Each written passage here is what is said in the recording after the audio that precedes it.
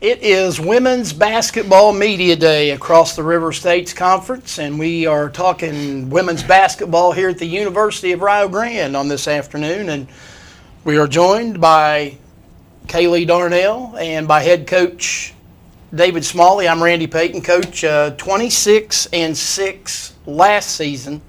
Back to the NAIA tournament. You have a bunch of folks back from that team, and obviously a lot expected again this year. Without a doubt, and the expectations, is internal, and it's also external. My family thinks, you should continue doing what you've been doing. What's the hang-up? If it ain't broke, don't fix it. If it ain't broke, don't fix it. But we're excited about who we are and the returnees that we have. We'll kind of dive into that real quick. We have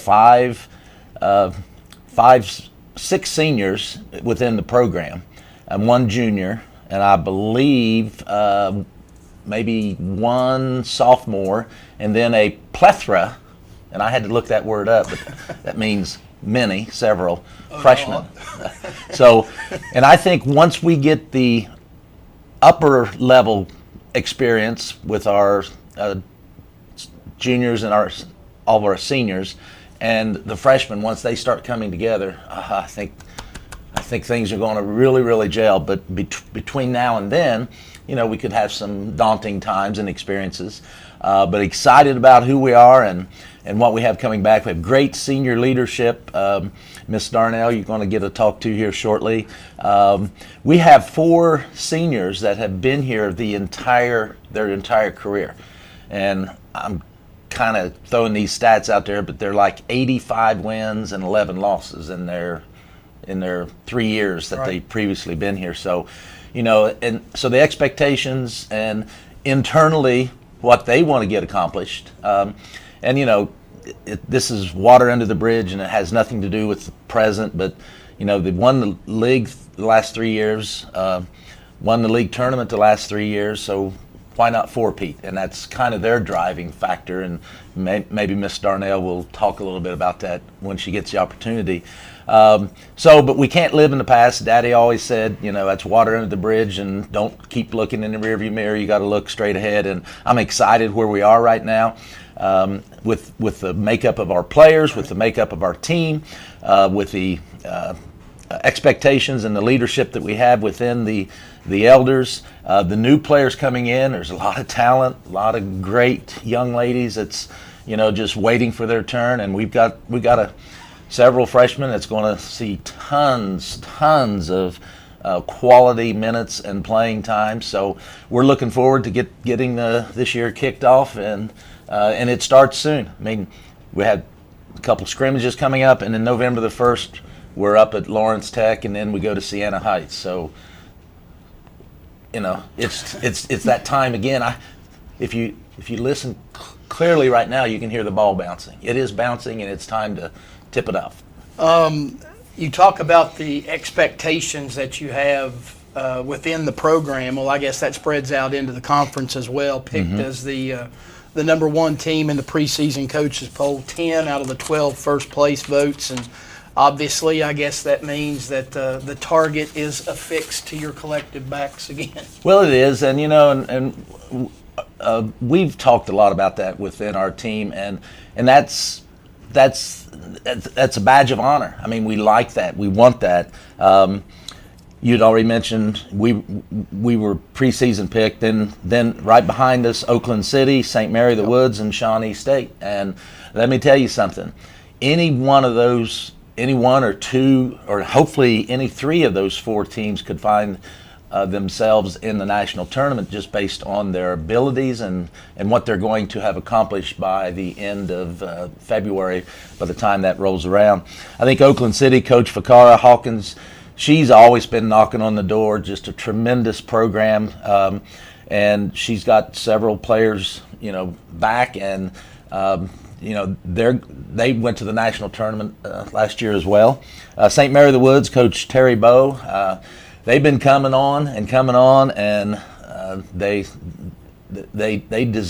need and deserve a lot of respect from everybody that they play, because they're they're there. They've got the skills and the makeup. And then Shawnee, Coach Dwayne Burrows, we struggled with them. They're just very athletic, and they do a good job. So those four teams, I think, at this particular point in time, and then we have some other teams that could sneak up and break their way into that list there as well. But the River States Conference, I think we're doing the right thing. We're increasing our schedule. We're playing quality teams. We're playing teams in our arc. Right. Teams that have good RPIs and strength of schedules, and that's where NAI women's basketball is right now. You have got to play out of your comfort zone. You got to get comfortable with being uncomfortable, playing teams, but then you got to win some of those games. So we're kind of there. 8 out of our 10 non-conference games are with teams that were in the national tournament last year. So we'll see how all that plays out. Bring Kaylee Darnell, the senior guard from Wheelersburg, into the conversation, and hard to believe it's your last go around. Has that set in yet? Yeah, I don't really think it's set in yet. It's tough, and it is hard to believe, but we got one last go around, so we're gonna make the best of it. When athletes get the opportunity to move on from the high school level to the college level, there's that level of excitement, but you really don't know what you're getting into. Your college experience, though, has been outstanding. I think you would. Oh yeah, it's been nothing but what I expected. It's been great with the coaches, all the players that I've been around. It's been the greatest experience, and I am super happy that I chose Rio, and yeah, I'm super blessed. What's your expectations for this season? You guys have been in practice now for a few days, and you're kind of getting an idea of what you've got and what you don't have. Yeah, it's super exciting. Like he said, once we can kind of mesh everybody together, we have an exciting group in front of us. A lot of talent brought in, freshmen, and then we have transfers as well, like Tay from Shawnee. It's an exciting group, and once we can all mesh together, I'm really confident in where we can be. And obviously, our goal is nothing but to four-peat again. So. Coach, you mentioned you got a lot of kids back. 3 of them were all conference last year. This young lady was first team. I think Lexi Woods was second team, and Asia Williams was third team. Obviously, there are a lot of building blocks to work with this year. Kind of talk about the nucleus of this team. Well, Miss Darnell said one thing. She said she was happy that she came here, and I'm pretty happy too. That's a mutual. That's a mutual. That's a no-brainer there. So two-way street. All right. Well, and we'll get to what you just mentioned. I do want to go down our list. We got Miss Darnell here, who, and I hate to bring things up, but this young lady is knocking on 2,000 career points. Not only knocking on, but 2,288 career points. That's Stacy Riley from Mechanicsburg did many years ago. This young lady is going to surpass that. And then we have Lexi Woods, who brought my only grandchild into the world, Zakai. She's knocking on 2,000. I mean, I've never had 2 players at the same time that's knocking on that door. Right. That's exciting to me. Harley Antritt went through some leg surgeries, and I think positively we're starting to see the benefits of that. She's able to go longer minutes and play right now, and she's working hard, and she's a senior from Newark Catholic. Marina Garcia Perez, MGP I call her because I can't say all that when I'm yelling at her. Try calling the game.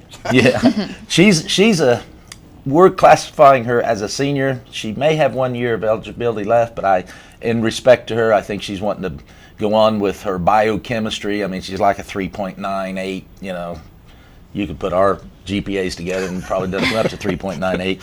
So she's a senior. Asia Williams, point guard, who's had several nagging little injuries here recently, but she's back to normal. Marina and Asia at the point guard spot, and then, of course, Miss Darnell can kick in there. And then we have Payton Johnson, a freshman, that can do a little bit there as well. We're excited about where we are with that position. As Kaylee mentioned, Tayara Johnson, from Dayton, Ohio, Wayne High School. She's a fifth-year senior, and she gives us a little power at the three-point shooting line. Our only junior, Marley Grinstead from Alexander. Marley is a phenomenal young lady, a phenomenal player. She's going to get tons and tons of minutes, and she's can play the 3 and the 4 position and shoots the ball well. We have a newcomer this year that hasn't practiced yet, but that's Kelly Stewart from Waverly High School. She's also a very decorated volleyball player on our very successful women's volleyball team. Left-handed post player, and when volleyball finishes, then she'll join us with basketball. So we're excited about Kelly. Our newcomers, Payton Johnson from Peebles, my old stomping ground. You're pretty big there, aren't you? Yeah, I'm kind of important there, I think. Somebody said at one point, but Payton Johnson. Jada Carter visited us this past weekend down at the Farm Festival, and Payton Johnson is kind of a clone of Jada Carter. Physicality, strong, just does a lot of great things. So we're excited about Payton. Morgan Lyons from South Gallia, who's been suffering from a stress fracture for the last 4 or 5 weeks. She's got 2 or 3 more weeks before she gets out of her cast. She gives us a lot of depth at the guard spot, and she presses well. Jasmine Jordan, 6'2", freshman from Boyd County down in Ashland, Kentucky. Can post up, runs the floor, and kind of like Avery Harper. Remember Avery Harper could stop at 3? Well, Jasmine sometimes shoots a Caitlin Clark 3, and they go in. So Josie Graves, I'm sorry, Josie, I get that mixed up. Josie Graves from Cabell Midland, 5'11", 6 foot, thick, strong, solid post player. I'm excited about where she is and what she's doing. Ella Simpson from Morgantown, West Virginia University High School in Morgantown. An all-around player that's going to help us out in many, many facets of our game. We call her Gigi, but her name's Marla Del Mar from Spain. But again, Gigi, that's kind of our nickname for her. Can shoot the 3 and is a forward. And then Anna Meyerling from Germany, 6'3" post player. So we got what we need. We just got to mold it, and we just got to get it to working together, and we're excited about that. You'd mentioned that Miss Darnell is on the preseason all-conference from the River States. She's actually number 1 on the list. I think that's because she was pretty high on the list last year. And then we go down, Lexi Woods is there, and Asia Williams was on the third team. And I'll tell you, I think Miss Asia is one of the solid foundation blocks that we have that, if you don't score a lot of points, sometimes you don't get the accolades. And she doesn't score a lot of points, but she does everything else. And so we're excited about who we are and where we are. Our schedule is going to be a daunting, challenging schedule, but I think it's going to prepare us well in the ARC ratings and the strength of schedule and all that. And then the bottom line is win the conference tournament, and get to the big dance again.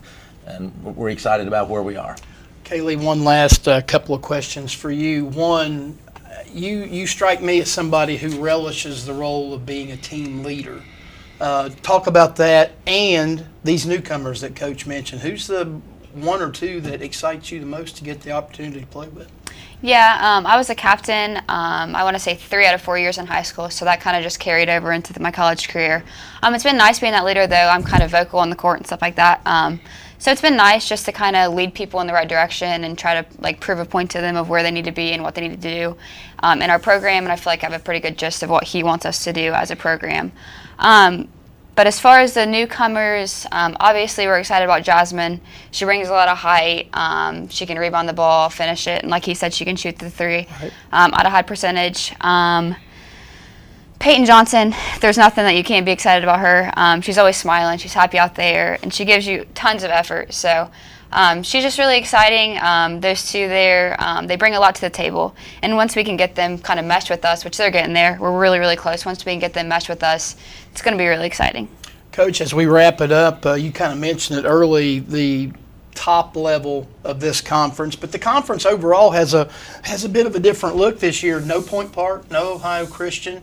And I guess you kind of got to do a reset when you talk about who's at the top and who's working their way toward that direction. That's the exciting of every year. One of the excitements of every year. You just can't go in and thinking that, well, these teams are going to do it. Any team is explosive enough, and then in this day and age of transfers and how we're making it so easy for players to transfer either internally within the conference or with the portal that everybody talks about, it depends on what kind of recruiting class each team has had. And as you know, it only takes sometimes one or two key pieces. St. Mary's, for example, I think they got a great group of young ladies. They get a piece here, a piece there. Shawnee's the same way. Oakland City, we're the same way. You get that one person or two people that can change the dynamics of who you are and what you're doing, and boom, everything can change. And there's some teams that possibly that's not getting a lot of looks at or talked about at this point. You get a couple of those kids that move in, get a transfer down, and most coaches they want to keep it quiet until November rolls around. But media day. Till media day, yeah. Some are goofy enough that they give all their secrets out on media day. Yeah.